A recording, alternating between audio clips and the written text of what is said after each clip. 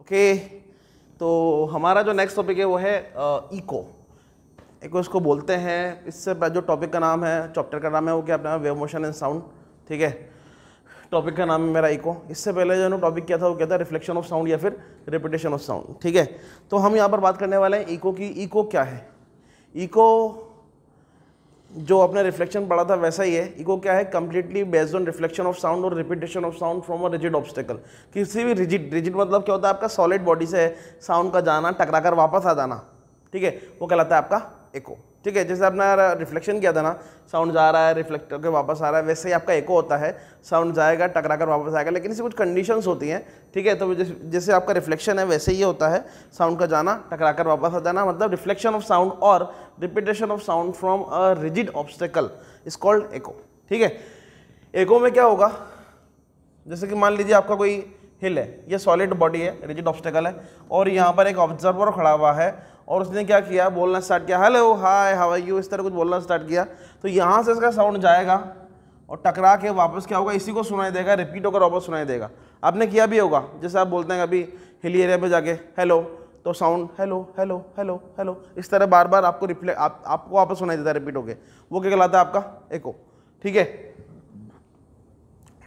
एको में जो इसकी कंडीशंस है वो बड़ी आसान है। पहले इसका मैथमेटिकल कैलकुलेशन देख लेते हैं कि इसका मैथमेटिकल कैलकुलेशन क्या होता है एको का।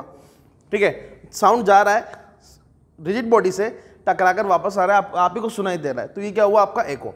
अब आपको पता है स्पीड का फॉर्मूला क्या होता है? स्पीड इज इक्वल टू या वेलोसिटी इज इक्वल टू क्या होता है? डिस्टेंस अपॉन टाइम या डिस्प्लेसमेंट अपॉन टाइम। पता है ये बात अपन को। आप यहाँ पर देखिए, यह आपका, इसको मैं डी लिख देता हूँ यहाँ पे, क्योंकि हर जगह डी लिखा हुआ है वैसे तो यहाँ पर ये ले लेते हैं, ऐसे ले लेते हैं। आप देखिए यहाँ पर मैंने लिखा हुआ है जाने का डिस्टेंस कितना है आपका साउंड का, एस डिस्टेंस लिया मैंने ना। साउंड जाएगा, टकरा कर वापस आएगा, जाएगा भी एस, तो आने का भी कितना डिस्टेंस होगा आपका? एस। जाने का डिस्टेंस और आने का डिस्टेंस कितना हो गया आपका? S S. ठीक है, तो फॉर्मूला यहाँ पर क्या हो जाएगा? v is equal to S plus S divide by T. वही फॉर्मूला है कॉमन। तो यहाँ पर जो टोटल फॉर्मूला बनेगा v is equal to 2s by T. ठीक है, अगर आप मॉड्यूल में देखेंगे तो मॉड्यूल में क्या दिखाई देगा? 2d by T. ठीक है, कई जगह ऐसे दिखाई देगा। s बेसिकली हम लोग डिस्टेंस को लिखते हैं, लेकिन आपको कॉमनली क्या दिखाई देता है? 2d by T. कुछ भी दिखिए, कोई कंफ्यूज मत होना। v is equal to 2s by T या 2d बाई टी, कोई फर्क नहीं पड़ता। ठीक है, अगर इसकी SI यूनिट की बात करेंगे तो आप निकाल सकते हैं मीटर पर सेकेंड ही होगा, बस यहाँ पर डिस्टेंस क्या हो रहा है? डबल हो रहा है। ठीक है, तो ये आपका किसका फॉर्मूला है? एको का। v is equal to 2s by T या फिर 2d बाई टी। अगर आपसे बोला जाए कि भैया यहाँ पर डिस्टेंस निकालो, तो डिस्टेंस इज इक्वल टू कितना हो जाएगा कि सर vt बाई 2। ठीक है, अब मैं कॉमन अगर वैल्यू निकालना चाहूँ तो क्या मैं निकाल सकता हूँ ऐसे कॉमन वैल्यू डिस्टेंस का, कि मिनिमम कितना डिस्टेंस रिक्वायर्ड है इको करने के लिए। जैसे कि मैं इस रूम में खड़ा हूँ, इस रूम में मुझे इको सुनाई नहीं दे रहा। ठीक है, जबकि यहाँ पर एयर अवेलेबल है, नॉर्मल साउंड है।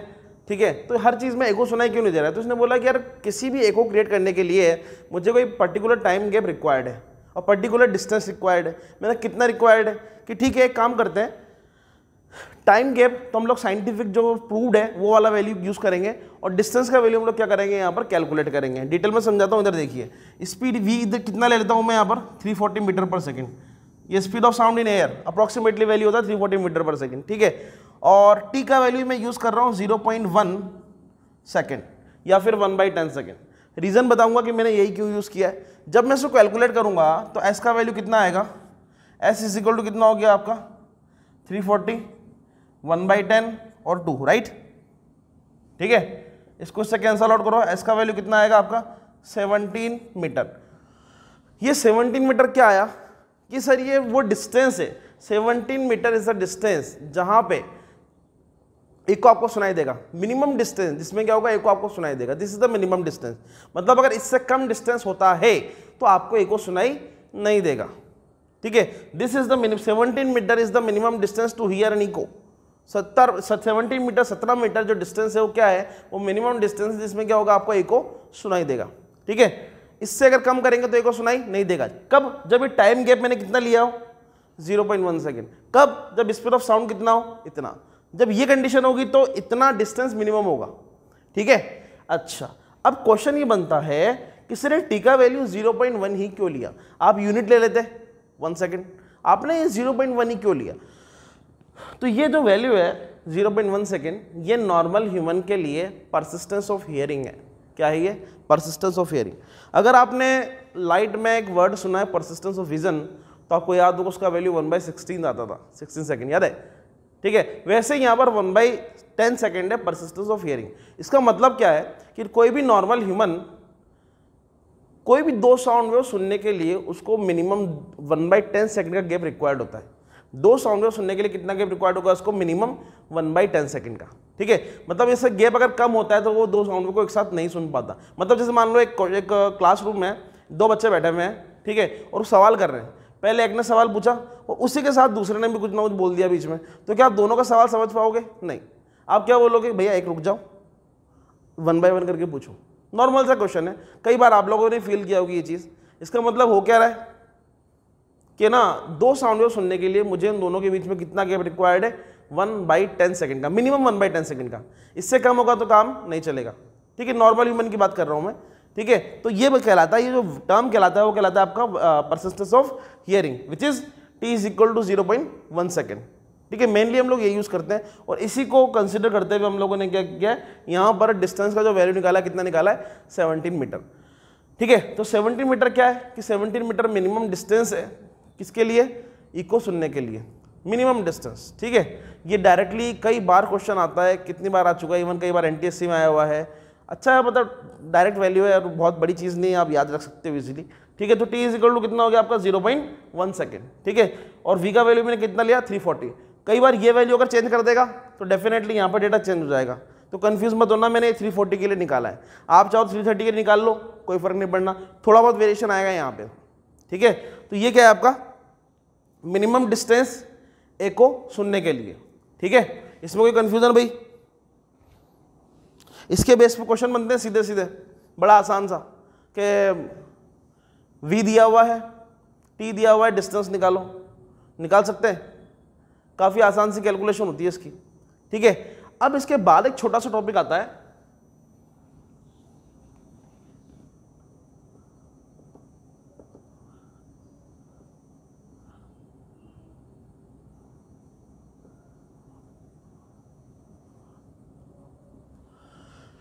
Condition for eco.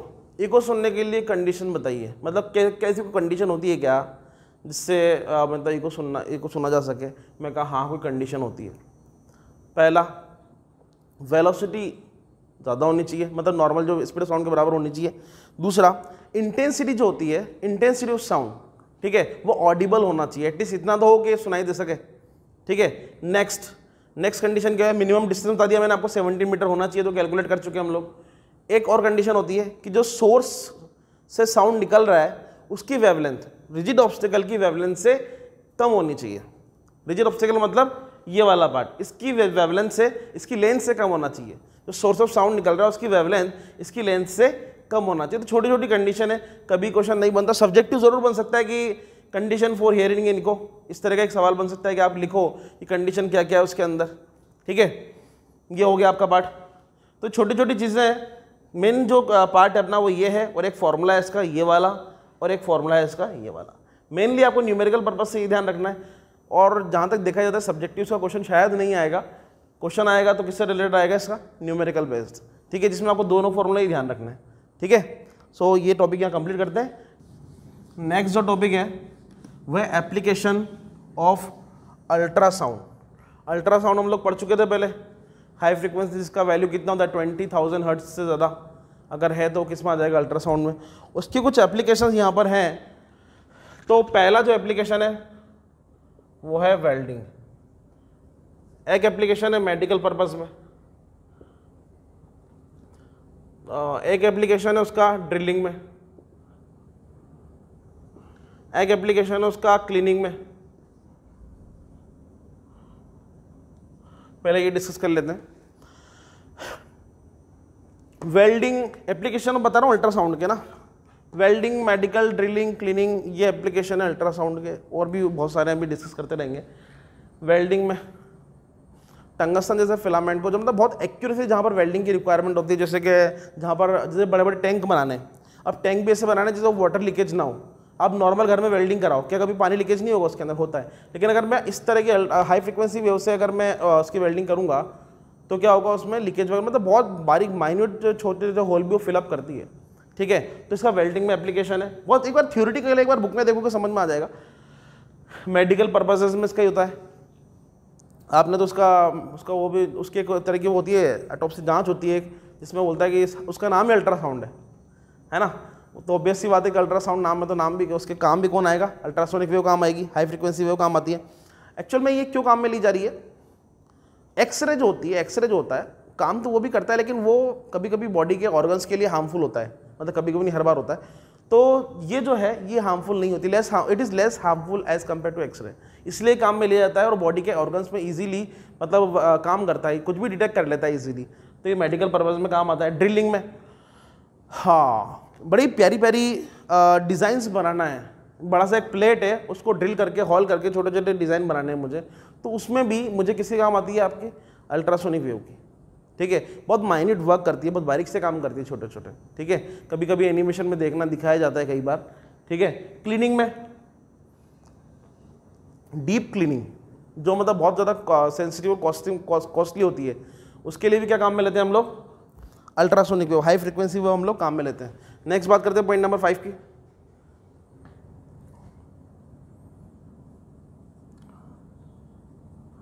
डिफेक्ट्स पता करने के लिए। डिफेक्ट पता करने के लिए कैसे काम मिलेंगे, जैसे मान लो एक आपने वो देखिए शेड, टीन शेड देखे आप लोगों ने, तो टीन जो बनाए जाते हैं या पाइप्स जो बनाए जाते हैं आयरन के, मेटल, प्लास्टिक किसी के भी ले लो, तो वो जो बनाए जाते हैं तो आपने देखा होगा, नोटिस किया होगा कि वो कहीं से लीकेज नहीं होते, ऐसा मतलब अमूमन देखा जाता है। तो इतनी एक्यूरेसी कैसे आई, क्या कोई ह्यूमन ऐसे काम कर सकता है, नहीं, वो मशीन से होता है, उनकी चेकिंग मशीन से होती है, ठीक है। वो क्या करते हैं, जैसे एक प्लेट, कोई शेड है, लंबी सी प्लेट है, उसको चेक करना है कहीं से फॉल्ट तो नहीं है, क्रैक तो नहीं है, टूटी हुई तो नहीं है, तो वो क्या करते हैं कि एक साइड से, एक एंड से क्या करते हैं उस पर अल्ट्रासोनिक वेव डालते हैं इस तरह। अब कहीं से अल्ट्रासोनिक वेव रिपीट होकर, अगर रिपीट होकर वापस आई थी, घूमकर वापस आई थी, तो समझ जाते हैं कि भाई यहाँ पर जिस जगह से घूमकर वापस आ रही है वहाँ के आपका क्रैक है, और जिस जगह से सीधी निकल गई कोई प्रॉब्लम नहीं है, जहाँ से वापस आ रही है समझ लो क्रैक है, समझ गए। तो इस तरह ये काम करता है। नेक्स्ट आपने देखा होगा बैट, चमगादड़ जिसको बोलते हैं साफ साफ, ठीक है, वो क्या करती है, वो मेनली अल्ट्रासोनिक वेव भी काम में लेती है। वो जब बोलती कहाँ कुछ जैसे भी बोलती है आई डोंट नो, तो वो क्या करती है अल्ट्रासोनिक वेव प्रोड्यूस करती है, और उसकी अल्ट्रासोनिक जाती है, टकराती है किसी भी ऑब्जेक्ट से, वापस आती है, उसको सुनाई देती है, ठीक है। तो क्या करती है सामने वाले ऑब्जेक्ट को डिटेक्ट कर लेती है, चाहे वो ना देखे, बिना देखे भी ऑब्जेक्ट कर लेती है, ऑब्जर्व कर लेती है कि सामने कोई ऑब्जेक्ट है, और अपना डायरेक्शन बदल देती है, ठीक है।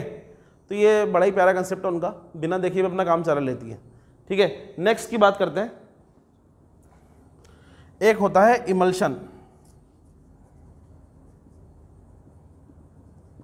मतलब कोई भी एक लिक्विड है उसको हाई टेम्परेचर पे एकदम से इंस्टेंटली गर्म करने के लिए हम लोग क्या काम में लेते हैं, मतलब अल्ट्रासोनिक वेव काम में लेते हैं। जैसे कि प्रिजर्वेशन के लिए आप हनी है, शहद है, हम उसको लंबे टाइम तक के लिए रखते हैं, ठीक है, प्रिजर्वेशन के लिए। तो प्रिजर्वेशन के जब रखा जाता है तो क्या करते हैं उसमें अल्ट्रासोनिक वेव की वेव ट्रेवल कराई जाती है। उससे क्या होता है उसमें कभी क्रिस्टल नहीं बनते, क्रिस्टल नहीं बनेंगे तो क्या होगा, वो लंबे टाइम तक चलता रहेगा, मतलब, ठीक है। नेक्स्ट है गैल्टन विसिल, इसका एग्जांपल है। एक्चुअल में ये एक तरह की विसिल होती है जो डॉग्स होते हैं उनको बड़ा अट्रैक्ट करती है, तो डॉग्स को ट्रेन करने के लिए, मैनेज करने के लिए इस तरह की, और ये जो गैल्टन विसिल है क्या करती है, अल्ट्रासोनिक हाई फ्रीक्वेंसी वेव ही प्रोड्यूस करती है। तो ये इसके कुछ एप्लीकेशंस थे यहाँ पे, ठीक है, किसके हैं ये, उसके अल्ट्रासोनिक हाई फ्रीक्वेंसी वेव के। नेक्स्ट बात करते हैं सोनार, ये टॉपिक बड़ा ही इंपॉर्टेंट है। सोनार, इसका जो फुल फॉर्म है सोनार का, वो कई बार आया हुआ है, कई बार एग्जाम में। सोनार का फुल फॉर्म क्या होता है, साउंड नेविगेशन एंड रेंजिंग। आप याद रखें, लिख ले कहीं भी गलत ना लिखें, कई बच्चे गलत लिखते हुए देखे मैंने। साउंड नेविगेशन एंड रेंजिंग ये इसका फुल फॉर्म है। और सोनार क्या है, एक डिवाइस है, एक एपरेटस है, डिवाइस है, जो क्या करती है, ultrasonic sound high frequency wave को प्रोड्यूस करती है, ठीक है। जैसे वो कहाँ मेनली लगाई जाती है, शिप वगैरह में लगाई जाती है। जैसे कि मान लें आपका ये शिप है, यहाँ पर इस जगह आपका शिप ट्रैवल कर रहा है, और यहाँ मैंने क्या लगाया हुआ है, आपका सोनार लगाया हुआ है। अब इसका यूटिलाइज क्या है, यहाँ पर एक जगह ये मान लेते हैं आपका सी का बेस है, यहाँ से ये अल्ट्रासोनिक हाई फ्रीक्वेंसी को प्रोड्यूस कर रही है, और ये वाला जो है वो क्या कर रहा है, इसको रिसीव कर रहा है। एक वेव को प्रोड्यूस कर रहा है, एक वेव को रिसीव कर रहा है, रिसीवर है, ठीक है। तो ये क्या करता है कि ये डेप्थ ऑफ द सी बार बार चेक करता है कि साउंड का वेव जा रहा है, अल्ट्रासोनिक वेव जा रहा है और टकराकर वापस आ रहा है, कितनी देर में वापस आ रहा है, उससे हमें क्या पता लगेगा, डेप्थ ऑफ द सी पता लगेगा। एग्जांपल के लिए इस डिवाइस ने, सोनार ने क्या किया, अल्ट्रासोनिक हाई फ्रीक्वेंसी को प्रोड्यूस किया, ट्रांसमिट किया, और ये वापस इसको रिसीव हुआ, गया वापस आया, ठीक है। मान लेते हैं जाकर वापस आने में इसको कितना टाइम लगा, 4 सेकंड। मान लेते हैं कितना टाइम लगा जाकर वापस आने में, 4 सेकंड। और speed of sound in water जो होगा वो अप्रोक्सीमेटली ले लेते हैं, कितना ले लेते हैं, 1 इतना ले लें जितना दिया हुआ था अपन को, ठीक है। अब मुझे डिस्टेंस पता करनी है, तो फॉर्मूला क्या होगा, S is equal to VT/2। V का वैल्यू कितना है, टाइम का वैल्यू कितना है, T का वैल्यू। 4 सेकंड में वापस आके जाके अब वो कंफर्म होगा जाने का टाइम कितना लगा होगा इसको जाने में, और आने में टाइम कितना लगा होगा इसको, 2 सेकंड, ठीक है। तो ये वैल्यू कैलकुलेट करेंगे तो आपका आंसर आ गया 3000 मीटर, मतलब 3 किलोमीटर।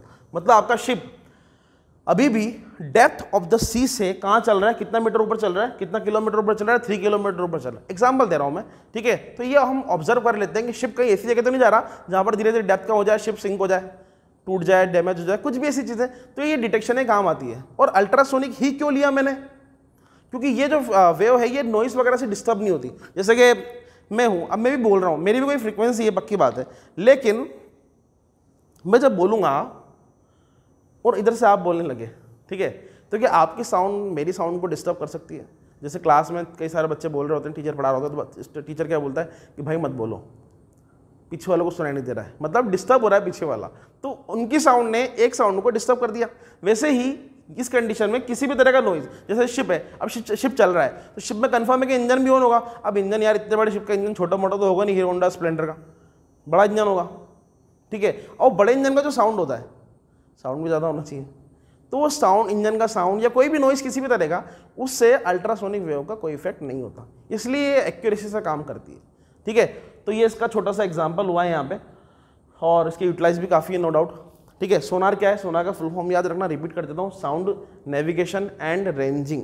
यूज़ कहाँ पर हो रहा है समझ में आ चुका है, ठीक है। और भी बहुत सारे यूजेस होते हैं इनके, ठीक है।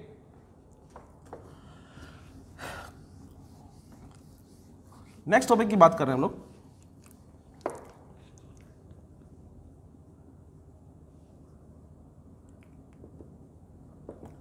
रिवर्बरेशन। रिवर्बरेशन क्या होता है, जैसे रिफ्लेक्शन होता है मतलब इको, वैसे ही रिवर्बरेशन होता है। लेकिन रिवर्बरेशन में क्या होता है, साउंड जाता है, वापस सुनाई तो देता है, लेकिन थोड़े डिफरेंट टाइम इंटरवल के बाद। कैसे समझते हैं, ये मान लेते हैं आपका रूम है, यहां पर एक कोई साउंड सोर्स लगा हुआ है, टीवी ऑब्वियसली, और यहां आप बैठे हुए हैं इस जगह, ठीक है। और यहाँ पे कुछ भी सामान वगैरह जो भी सब रखा होगा, ऑब्वियस सी बात है, जो भी चीज़ें होंगी, फैन वगैरह लटका होगा, कुछ भी, ठीक है। अब यहाँ से साउंड प्रोड्यूस हुआ इस जगह से, अब आपको साउंड सुनाई देना है, हाँ सुनाई देगा। कुछ साउंड डायरेक्ट जाएगा सीधा ट्रैवल करता हुआ, ऑब्वियस सी बात है। सबसे पहले जो साउंड पहुँचेगा कौन सा पहुँचेगा, जो सीधा जा रहा है डायरेक्ट, सबसे मिनिमम टाइम वही लेगा। कुछ साउंड यहाँ भी जाएगा, कुछ साउंड यहाँ भी जाएगा, क्या बोलते हो, और वापस आपको सुनाई देगा ये साउंड आफ्टर रिफ्लेक्शन, क्या बोलते हो। तो क्या सभी साउंड जो अब तक पहुंच रहे हैं सेम टाइम में पहुंच रहे हैं, पहले ये सोचो आप, क्या सभी साउंड जो पहुंच रहे हैं वो सेम टाइम में पहुंच रहे हैं। आप बोलोगे नो, सबका पहुंचने का टाइम क्या होगा, डिफरेंट है। सभी साउंड जो पहुंच रहे हैं उनका टाइम क्या है, डिफरेंट है, ठीक है। कोई अलग टाइम पे पहुंच रहा है, कोई अलग टाइम पे पहुंच रहा है, तो ये इक्वल से थोड़ा डिफरेंट है, ठीक है। रिवर्बरेशन क्या होता है, होता रिफ्लेक्शन जैसा ही है, लेकिन साउंड का रिफ्लेक्शन है, रिपीटेशन है from different and the different timing, ठीक है। साउंड पहुंच अभी भी रहा है डिफरेंट टाइमिंग में, ठीक है। मतलब एक ही साउंड हो सकता है आपको बार बार सुनाई दे।